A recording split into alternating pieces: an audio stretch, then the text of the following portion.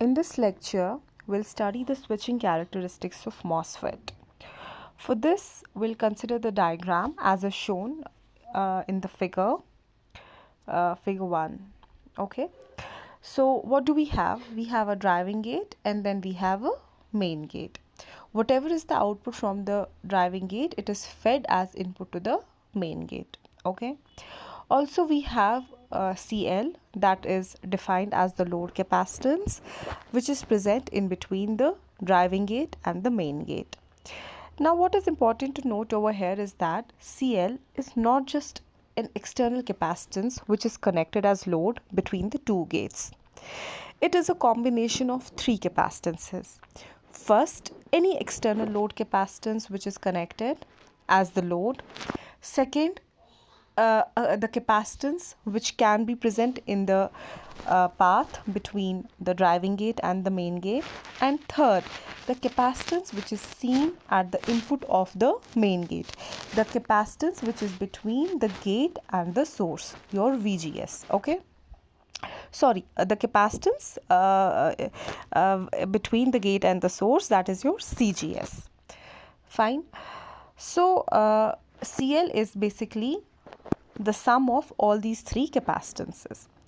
Now we know that when this capacitor, it is charging, at that time the current, it is given by this equation. Okay, CL dV by dt.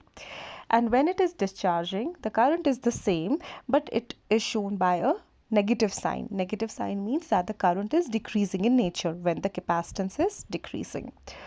So we can say that the current at the time of discharging of capacitor, it is given by equation I is equivalent to minus CL dV out by dt.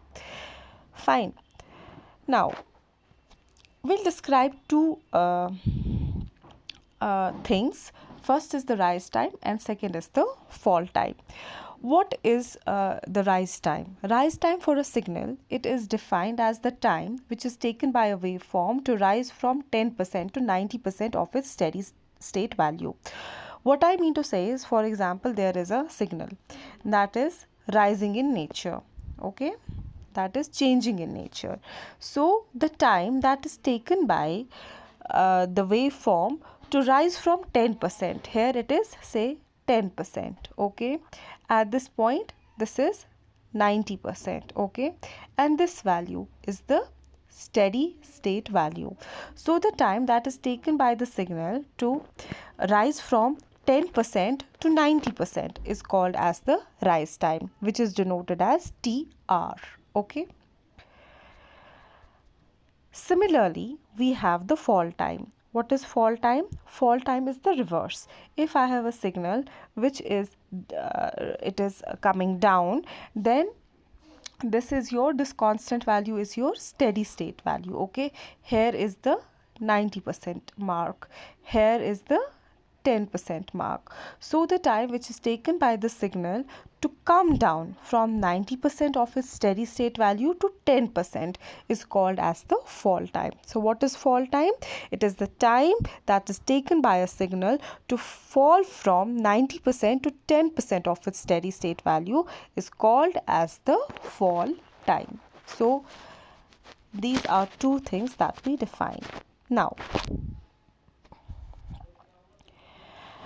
we know that at the time of discharging, we'll first take fall time into consideration. Okay, we'll come to rise time later on. First, let's study the fall time. Now we know that the current, it is when the current is coming down, the value of the current is decreasing. It means that we are dealing with fall time at that time. What is the value of current through the capacitor? It is given by this equation, minus CL dV out by dt. Why did I write dV out? Because we assume that the capacitor is charged. It is charged to what value? It is charged to the value V out. V out is equal to VDD when it is charged. How? Let me show it to you how I say that V out is equivalent to VDD. First, let's just say that I, it is equivalent to minus CL dV out by dt. So from this equation, I define my fall time as follows. क्या है आपका fall time? It is it is the amount of time that the current takes to fall from 0.9 VDD to 0.1 VDD. And what is VDD? VDD is the maximum value that your voltage can have, the maximum value of voltage to which your capacitor is charged. कितना आपका value है capacitor का जिस तक वो maximum charge हो सकता है, वो कितना है, वो VDD है. ठीक है. अब ये कैपेसिटर कैसे चार्ज हुआ है up to the value VDD, that is what we need to see. Fine, keep this in mind. Now let's consider the driving gate. Here, let's come back to the diagram. आप अपना ये वाला diagram देख लीजिए. हम driving gate की बात कर रहे हैं. ठीक है. अगर मैं अपने इनपुट को 0 दूंगी, what will happen? My PMOS will be on and my NMOS will be off. और कैपेसिटर तक आपकी कौन सी वोल्टेज पहुंचेगी? V out आपका किसके साथ शॉर्ट हो जाएगा? VDD के साथ शॉर्ट हो जाएगा. So CL it will charge up to which value? Up to value VDD. So the voltage across capacitor, I say it is equal to V out. But what is the value of V out? V out का value is VDD. Okay. Now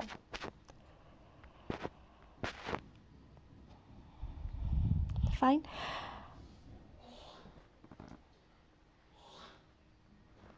Okay. Now I want to discharge the capacitor. Charge वो कैसे हो गया? With a value 0 जब मैंने दिया था. अब कैपेसिटर चार्ज्ड है, but I am studying fall time at this point. तो फॉल टाइम अगर मुझे स्टडी करना है तो मुझे अपने कैपेसिटर को क्या करना है? I want to discharge the capacitor. How will I discharge the capacitor? अगर मैं यहाँ पर ज़ीरो देती हूँ, अगर मैं ज़ीरो देती हूँ तो कैपेसिटर चार्ज हो जाता है, क्योंकि PMOS जो है वो ऑन हो जाता है. Now capacitor has been charge fully up to what voltage? Up to voltage VDD. What do I do if I want to discharge the capacitor? Definitely I'll give my input as logic 1. जब मैंने 1 logic दिया, capacitor already किस voltage पे charge है? VDD पे. 1 से क्या हो जाएगा? आपका PMOS ऑन हो जाएगा और आपका NMOS क्या होगा? ऑन होगा. So it will provide a discharging path for the capacitor. Okay. So when I give my input as 1, my capacitor it will discharge through what? Through NMOS. Capacitor already किस voltage पे था? VDD पे. And now we are giving it a path to discharge through NMOS. Okay, keep this in mind. But this is the capacitor. The voltage across the capacitor it does not change instantaneous. Okay, it takes a little bit time. ठीक है. अब मैं अपना define करती हूँ एक ऐसा time instant which is just after I give my input as 1. ठीक है. बिल्कुल उसके बाद एट द टाइम इंस्टेंट, बिल्कुल जस्ट अ मिनट और just a second after I give my input as 1. क्या मैं उस वक्त बोल सकती हूँ मेरा V out VDD है और मेरा VGS भी VDD है? डेफिनेटली हाँ. अभी कैपेसिटर के थ्रू जो वोल्टेज है वो डिक्रीज़ होने वाली है, हुई नहीं है, because capacitor it takes some time. तो कैपेसिटर पे क्या वोल्टेज है आपकी? VDD. ये चार्ज हुआ था अप टू वोल्टेज VDD. और आपका जो VGS है वो क्या वोल्टेज है? VG. गेट पे आपने क्या दिया हुआ है? गेट पे आप लॉजिक लेवल 1 दे रहे हो. What is 1? 1 is your VDD. Source पे आपका क्या है? 0. तो what is VGS? VGS is VDD minus 0 which is VDD. So VGS is equal to VDD. और कैपेसिटर पे भी क्या वोल्टेज है? Capacitor which is connected to the drain of NMOS, उस पे भी क्या वोल्टेज है? VDD. Fine. What do I infer from this? I say that just a second after I give my input as 1, मेरा output V out जो है वो क्या है? It is VDD. और मेरा VGS भी क्या है? VDD. तो for this brief moment I want to see whether my MOSFET is in saturation mode or not. Definitely my MOSFET will be in saturation mode. कैसे? Saturation mode के लिए आपकी क्या कंडीशन है? VDS should be greater than VGS minus VTH. VDS क्या हो गया? VD minus VS. VGS क्या हो गया? VG minus VS. VS will get cancelled on both the sides. What is VDD? What is VD? VD is your V out. VD drain पे आपका क्या लगा हुआ है, कैपेसिटर, और उस कैपेसिटर पे क्या वोल्टेज है, V out which is equal to V D D, ठीक है। और वी जी पे भी आपका क्या है, वी डी डी, तो definitely V D D is greater than V D D minus V T H. तो ये कंडीशन क्या हो रही है, सेटिस्फाई। तो just after you give your input 1 और कैपेसिटर क्या होने लगेगा, डिस्चार्ज। अभी हुआ नहीं है, बस होने ही वाला है। At that point, at that very instant, I can say that my NMOS for that brief amount of time it is in saturation mode, क्योंकि saturation की condition क्या हो रही है, satisfy हो रही है। बट अब क्या होगा, अब कैपेसिटर की वोल्टेज जो है वो क्या होने लगेगी, वो डिक्रीज होने लगेगी। फाइन, एज अ रिजल्ट क्या होगा, वी आउटपुट क्या आएगा, वो डिक्रीज हो जाएगा। वी आउटपुट किस वैल्यू से कम आएगा, from V D D. It will start decreasing from the value V D D जो इसने अक्वायर किया था जब ये चार्ज हुआ था। फाइन, तो आपका आउटपुट क्या होने लगेगा, आपका आउटपुट जो है इट विल स्टार्ट फॉलिंग, ठीक है। और अब आपका NMOS सैचुरेशन रीजन में नहीं आएगा, it will now remain in linear mode. तो the NMOS it will come down from saturation mode to linear mode. तो what happened, हमने देखा जो ही हमने इनपुट अपना 1 दिया, जो कैपेसिटर था वो फुल्ली चार्ज था। For a brief moment it remained in saturation mode, और उस saturation mode के बाद it came down to linear mode or the triode region. Fine. अच्छा, क्या हो रहा है, the output it is decreasing and we are calculating the fall time. So the fall time it is given by this equation, ठीक है। लेकिन now the fall time it will the fall time is given by the earlier equation, this equation, but this fall time it will now comprise of two parts. One, जब तक वो saturation में था, और दूसरा जब वो किस रीजन में आ गया, लीनियर रीजन में। तो we will have to break down this integral into two parts. एक कौन सा वाला, एक जहाँ पर आपका ये सैचुरेशन में था, और दूसरा वाला जब आपका NMOS किस रीजन में आ गया, लीनियर रीजन में, ठीक है। So now we are calculating the fall time in terms of two integrals. Fine. अच्छा, अब इनका लिमिट आप देख लीजिए। सैचुरेशन में वो कहाँ से कहाँ तक है, जब तक 0.9 VDD से तक, तब तक आपकी वोल्टेज कहाँ तक थी, हम फॉल टाइम डिफाइन कर रहे हैं। फॉल टाइम कहाँ से स्टार्ट होता है, 0.9 VDD से, 90% ऑफ VDD से स्टार्ट होता है। कहाँ तक जाता है, अप टू 0.1 VDD, ठीक है। तो आपके एक्सट्रीम लिमिट्स जो हैं वो डिफाइन हो गए। कहाँ से कहाँ तक, 0.9 से 0.9 VDD से 0.1 VDD तक, ठीक है।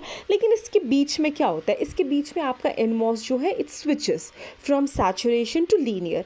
सैचुरेशन में वो कहाँ तक रहता है, जब आपका VD आउट किसके बराबर, किस वाले लिमिट तक, जब वो होता है up to limit VGS minus VTH, ठीक है, तब तक it is in saturation mode.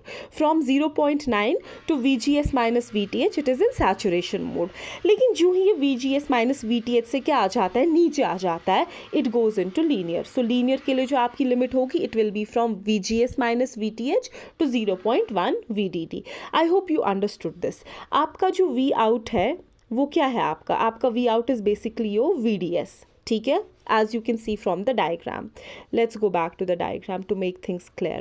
आपका जो V out है, this is your drain and this is your source at the ground. So is it safe to say that your V out is your VDS? Definitely yes. V out is in parallel with VDS, so V out is equal to VDS. It is safe to say. Okay, fine. तो आपकी जो आपका जो condition है for saturation, what is that, आपका saturation का condition है कि VDS should be greater than VGS minus VTH, okay, but your VDS is equal to V out, ठीक है। तो V out should be greater than VGS minus VTH। तो जब तक आपका V out is greater than VGS minus VTH, it is in saturation mode। कहाँ पर है it is greater than, from 0.9 to VGS minus VTH, ठीक है। आपका V out is greater than VGS minus VTH। जो ही ये इससे नीचे आता है, मतलब कहाँ से कहाँ तक, VGS माइनस VTH से 0.1 VDD तक, उस वक्त it is in linear mode. So we have to calculate the fall time in terms of two integrals, okay. So this is what we have done. हमें यहाँ पर अलग अलग इसको करना है, I saturation and I linear, and keeping the limits into consideration. Fine. Simply अगर हम इसको सॉल्व करेंगे हमें अपना फॉल टाइम इसके बराबर आएगा.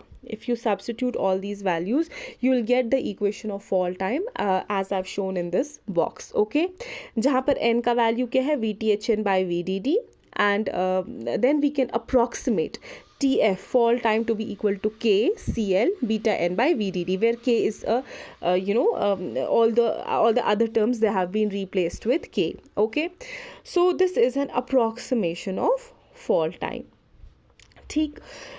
Then what do we see from this equation? We see that the fall time, it is directly proportional to CL by beta n. It is directly proportional to the load capacitance and it is inversely proportional to beta. Beta क्या है आपका?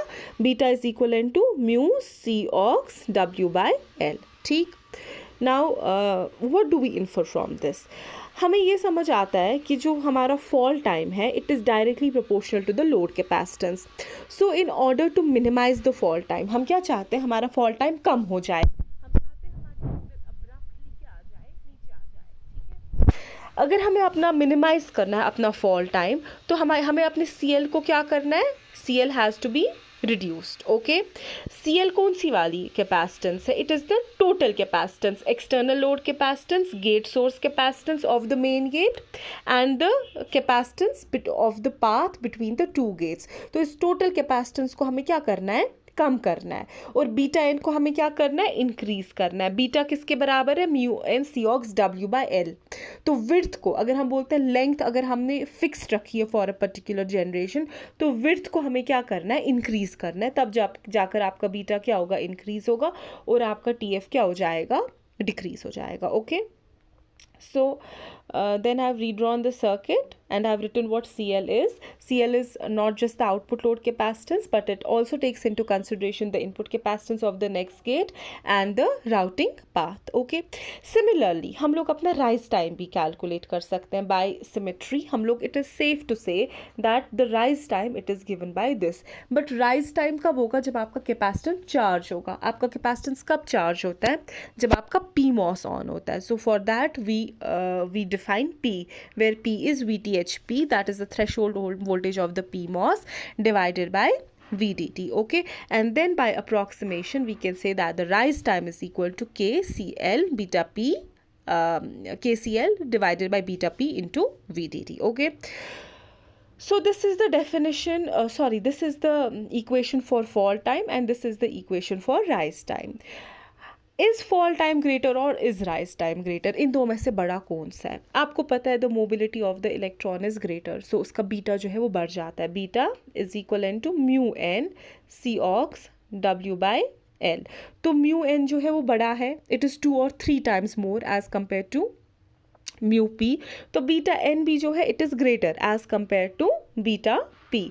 सो because beta N is greater than beta P, हम लोग ये कह सकते हैं कि जो फॉल टाइम है it is half as compare to rise time. तो जितना टाइम लगता है कैपेसिटर को चार्ज होने में थ्रू PMOS, उसका आधा टाइम उसको लगता है to discharge through NMOS. So the fall time it is equal to half the rise time. Or in case I want to make the rise time equal to fall time, then I have to change the width of the PMOS. PMOS की width मुझे से approximately 2 or 3 times बढ़ानी है as compared to the width of NMOS. तब जाकर ये rise time और fall time जो होगा it will be same. Okay, if I want to make my the rise time and fall time for NMOS and PMOS equal, then I need to scale the device. Okay, I need to change the dimensions of my PMOS. Okay.